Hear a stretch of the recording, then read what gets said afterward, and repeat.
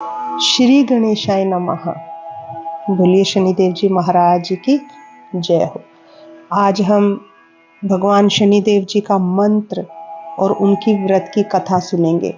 तो हम मंत्र से शुरुआत करते हैं।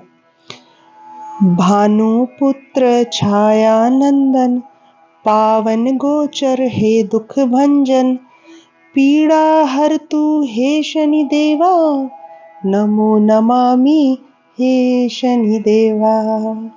इसका अर्थ है महाराज, भानुपुत्र छाया नंदन के हे सूर्य के पुत्र, सूर्य के पूत और छाया के राजदुलारे छाया नंदन, हे पावन पवित्र गतिमान, हे दुखों को हरने वाले, पीड़ा को हरने वाले, हे मेरे शनिदेव जी, मैं आपको शत शत प्रणाम करती हूँ।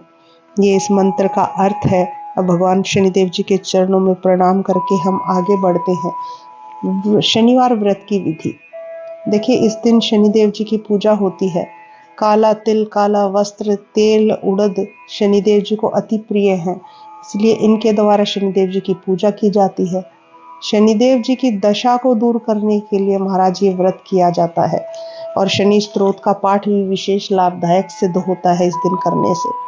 आइए अब हम शनिवार के व्रत की कथा की मैं आपको सुनाती हूँ। बहुत ध्यान से और भाव से इस कथा का श्रवण कीजिएगा। एक समय महाराज सूर्य, चंद्रमा, मंगल, बुध, बृहस्पति, शुक्र, शनि, राहु और केतु, इन ग्रहों में आपस में विवाद हो गया कि हम सब में सबसे बड़ा कौन है।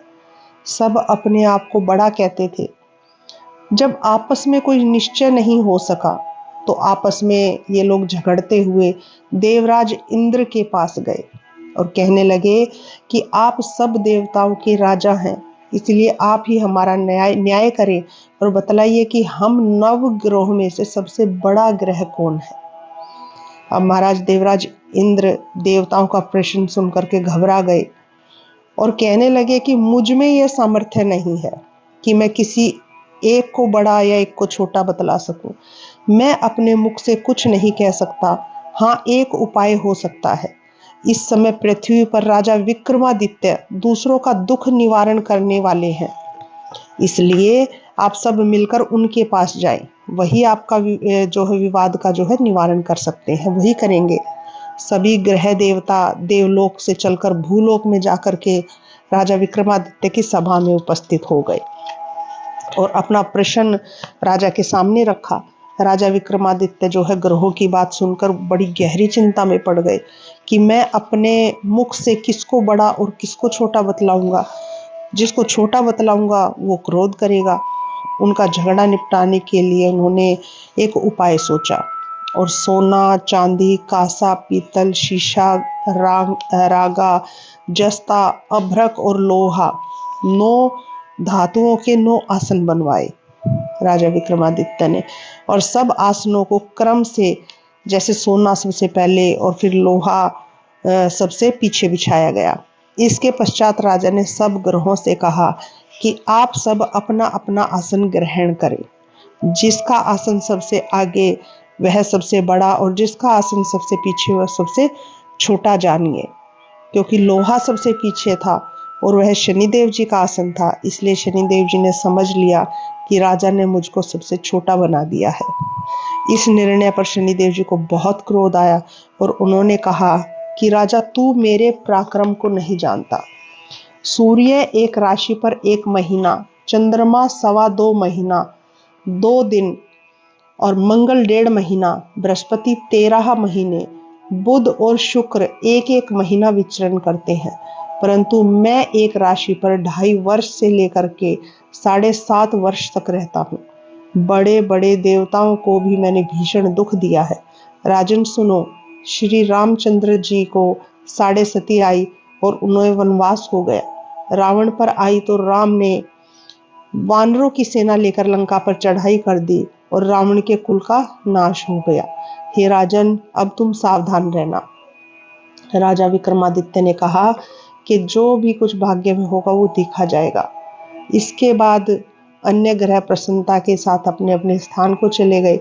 परंतु शनिदेव जी जो है वो क्रोध के साथ वहां से सिधारे। कुछ काल व्यतीत होने पर जब राजा विक्रमादित्य को 6.5 की दशा आई तो शनिदेव घोड़ों का सौदागर बन करके अनेक सुंदर घोड़ों सहित राजा विक्रमादित्य की राजधानी में आए। जब राजा ने घोड़ों के सौदागर के आने की खबर सुनी तो अपने अश्वपाल को अच्छे अच्छे घोड़े खरीदने की आज्ञा दी। अश्वपाल ऐसी अच्छी नस्ल के घोड़े देख करके और उनका मूल्य सुनकर चकित हो गया, परंतु तुरंत ही राजा को खबर दी। राजा विक्रमादित्य उन घोड़ों को देखकर और एक अच्छा सा घोड़ा चुनकर सवारी के लिए उस पर चढ़ गए। राजा के पीठ पर चढ़ते ही घोड़ा तेजी से भागा। घोड़ा बहुत दूर एक घने जंगल में जाकर के राजा को छोड़ करके अंतर्ध्यान हो गया।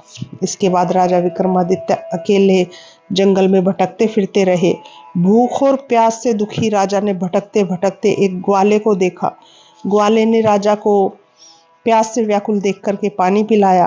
राजा की उंगली में एक अंगूठी थी, वो अंगूठी उसने निकाल करके प्रसन्नता के साथ उस ग्वाले को दे दी और स्वयं शहर की ओर चल दिए। राजा शहर में पहुंचकर एक सेठ की दुकान पर जाकर के बैठ गया और अपने आप को उज्जैन का रहने वाला तथा अपना नाम वीका बतलाया। सेठ ने उसको एक कुलीन मनुष्य समझकर जल पिलाया। भाग्यवश उस दिन सेठ की दुकान पर बहुत अधिक बिक्री हुई। तब सेठ उसको भाग्यवान पुरुष समझ करके भोजन कराने के लिए अपने साथ अपने घर पर ले गया। भोजन करते समय राजा विक्रमादित्य ने एक आश्चर्यजनक घटना देखी कि जिस खूंटी से एक हार लटक रहा था वह खूंटी उस हार को निगल रही थी। भोजन के पश्चात जब सेठ कमरे में आया तो उसे कमरे में हार नहीं मिला। उसने यह निश्चय किया कि सिवाय वीका के और कोई भी इस कमरे में नहीं आया, अतः अवश्य ही उसी ने ये हार चुराया है। परंतु वीका ने हार लेने से इनकार कर दिया। इस पर 5-7 आदमी उसको पकड़कर नगर फौजदार के पास लेकर के गए। फौजदार ने उसको राजा के सामने उपस्थित कर दिया और कहा कि यह आदमी भला प्रतीत होता है, चोर तो मालूम नहीं होता, परंतु सेठ का कहना है कि इसके सिवाय और कोई घर में आया ही नहीं, इसलिए अवश्य ही इसी ने चोरी की है। राजा ने आज्ञा दी कि इसके हाथ पैर काटकर चौरंगिया किया जाए। राजा की आज्ञा का तुरंत पालन किया गया और वीका के हाथ पैर काट दिए। कुछ काल व्यतीत होने पर एक तेली उसको अपने घर ले गया और उसको कोलू पर बिठा दिया। वीका उस पर बैठा हुआ अपनी जबान से बैल को हाँकता रहा। इस काल में राजा की शनि की दशा समाप्त हो गई। वर्षा ऋतु के समय वह मल्हार राग गाने लगा। यह राग सुनकर उस शहर के राजा की कन्या मन भावनी उस राग पर मोहित हो गई। राजकन्या ने राग गाने वाले की खबर लाने के लिए अपनी दासी को भेजा। दासी सारे शहर में घूमती रही। जब वह तेली के घर के निकट से निकली तो क्या देखती है कि एक तेली के घर में चौरंगिया राग गा रहा है। दासी ने लौटकर राजकुमारी को सब वृत्तांत सुना दिया। बस उसी क्षण राजकुमारी मन भावनी ने अपने मन में यह प्रण कर लिया कि चाहे कुछ भी हो, मैंने इस चौरंगिया के साथ ही विवाह करना है।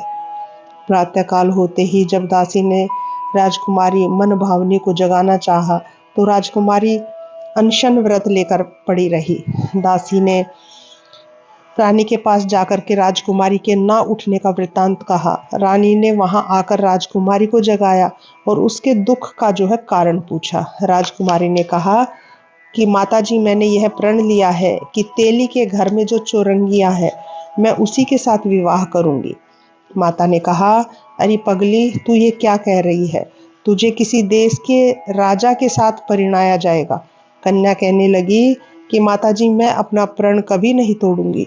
माता ने निश्चिंत होकर यह बात महाराज को बताई। रानी ने चिंतित होकर यह बात महाराज को बताई।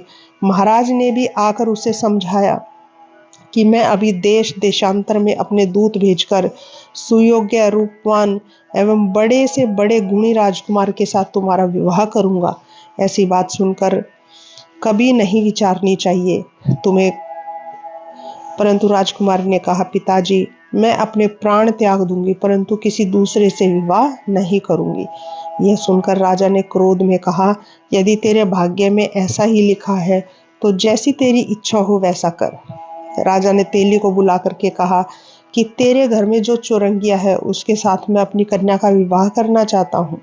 तेली ने कहा, महाराज ये कैसे हो सकता है? कहाँ आप हमारे राजा और कहाँ मैं एक नीच तेली। राजा ने कहा कि भाग्य के लिखे को कोई नहीं टाल सकता, अपने घर जाकर के विवाह की तैयारी करो। राजा ने सारी तैयारी कर तोरण और वंदरवार लगवाकर राजकुमारी का विवाह चौरंगिया के साथ कर दिया। रात्रि को जब विक्रमादित्य और राजकुमारी महल में सोए तो आधी रात के समय शनिदेव जी ने विक्रमादित्य को स्वप्न दिया और कहा कि राजा कहो, मुझको छोटा बतलाकर तुमने कितने दुख उठाए। राजा ने शनिदेव जी से क्षमा मांगी। शनिदेव जी ने राजा को क्षमा कर दिया और प्रसन्न होकर विक्रमादित्य को हाथ पैर दे दिए। तब राजा विक्रमादित्य ने शनिदेव से प्रार्थना की, महाराज मेरी प्रार्थना स्वीकार करें, जैसा दुख आपने मुझे दिया ऐसा कभी भी और किसी को ना दें। शनिदेव जी ने कहा, तुम्हारी ये प्रार्थना स्वीकार है। जो मनुष्य मेरी कथा सुनेगा या कहेगा उसको मेरी दशा में कभी भी किसी प्रकार का दुख नहीं होगा, और जो नित्य ही मेरा ध्यान करेगा या चींटियों को आटा डालेगा उसके सभी मनोरथ पूर्ण होंगे। इतना कहकर के शनिदेव जी अपने धाम को चले गए। जब राजकुमारी मन भावनी की आंख खुली और उसने चौरंगिया को हाथ पांव सहित देखा तो वो आश्चर्यचकित हो गई। उसको देखकर राजा विक्रमादित्य ने अपना समस्त हाल कह सुनाया कि मैं उज्जैन का राजा विक्रमादित्य हूँ। यह घटना सुनकर के राजकुमारी अत्यंत प्रसन्न हुई। प्रातःकाल राजकुमारी से उसकी सखियों ने पिछली रात का सब हालचाल पूछा तो उसने अपने पति का समस्त वृत्तांत कह सुनाया। तब सबने प्रसन्नता प्रकट की और कहा कि ईश्वर ने आपकी मनोकामना पूर्ण कर दी। जब उस सेठ ने यह घटना सुनी तो वह राजा विक्रमादित्य के पास आया और उनके पैरों में गिर करके क्षमा मांगने लगा कि आप पर मैंने चोरी का झूठा दोष लगाया, आप मुझे जो चाहे दंड दें। राजा ने कहा, मुझ पर शनिदेव जी का कोप था, इसी कारण यह सब दुख मुझे प्राप्त हुआ। इसमें तुम्हारा कोई दोष नहीं है, तुम अपने घर जाओ और अपना कार्य करो, तुम्हारा कोई अपराध नहीं है। सेठ बोला, महाराज मुझे तभी शांति मिलेगी जब आप मेरे घर चलकर प्रीति पूर्वक भोजन करेंगे। राजा ने कहा, जैसी आपकी इच्छा हो वैसा ही करें। सेठ ने अपने घर जाकर के अनेक प्रकार के सुंदर व्यंजन बनवाए और राजा विक्रमादित्य को प्रतिभोज दिया। जिस समय राजा भोजन कर रहे थे एक अत्यंत आश्चर्यजनक घटना घटी। सबको दिखाई देने लगी और वो घटना, जो खूंटी पहले हार निगल रही थी अब वह हार उगल रही थी। जब भोजन समाप्त हो गया तो सेठ ने हाथ जोड़कर बहुत सी मोहरें राजा को भेंट की और कहा कि मेरी श्री कंवरी नामक एक कन्या है, आप उसका पानी ग्रहण करें। राजा विक्रमादित्य ने उसकी प्रार्थना स्वीकार कर ली। तब सेठ ने अपनी कन्या का विवाह राजा के साथ कर दिया और बहुत सा दान दहेज आदि दिया। कुछ दिन तक उस राज्य में निवास करने के पश्चात राजा विक्रमादित्य ने अपने ससुर राजा से कहा कि अब मेरी उज्जैन जाने की इच्छा है। कुछ दिन बाद विदा लेकर राजकुमारी मन भावनी और सेठ की कन्या श्री कंवरी तथा दोनों जगह दहेज में प्राप्त अनेक दास दासी रथ और पालकियों सहित राजा विक्रमादित्य उज्जैन की तरफ चल पड़े। जो वे शहर के निकट पहुंचे और पूर्ववासियों ने राजा के आने का संवाद सुना तो उज्जैन की समस्त प्रजा अगवानी के लिए तैयार हो गई और प्रसन्नता से अपने राजा का जो है स्वागत करने लगी। राजा महल में पधारे, सारे नगर में भारी उत्सव मनाया गया और रात्रि को दीपमाला की गई। दूसरे दिन राजा ने अपने पूरे राज्य में यह घोषणा करवाई कि शनि देवता सब ग्रहों में सर्वोपरि हैं। मैंने इनको छोटा बतलाया इसलिए मुझको यह दुख प्राप्त हुआ। इस प्रकार सारे राज्य में सदा शनिदेव जी की पूजा और कथा होने लगी। राजा और प्रजा अनेक प्रकार के सुख भोगते रहे। जो कोई शनिदेव जी की कथा को पढ़ता है या सुनता है, शनिदेव जी की कृपा से उसके सब दुख दूर हो जाते हैं। व्रत के दिन शनिदेव जी की कथा को अवश्य पढ़ना और या सुनना चाहिए। बोलिए शनिदेव जी महाराज की जय हो। ओम शांति, ओम शांति, ओम शांति। और इसके बाद महाराज आप सभी भक्तों को यहाँ पर ये कथा पूर्ण हुई और इसके बाद आप शनिदेव जी की आरती करें और भगवान को प्रणाम करें। इसी के साथ बोलिए शनिदेव जी महाराज जी की जय हो। और मेरी प्रार्थना है आप सभी भक्तों से कि आप मेरी इस वीडियो को, मेरे चैनल को सब्सक्राइब करें, अपने रिश्तेदारों के से इसको अपने दोस्तों के साथ शेयर करें और सब्सक्राइब अवश्य करवाएं। बोलिए शनिदेव जी महाराज जी की जय हो।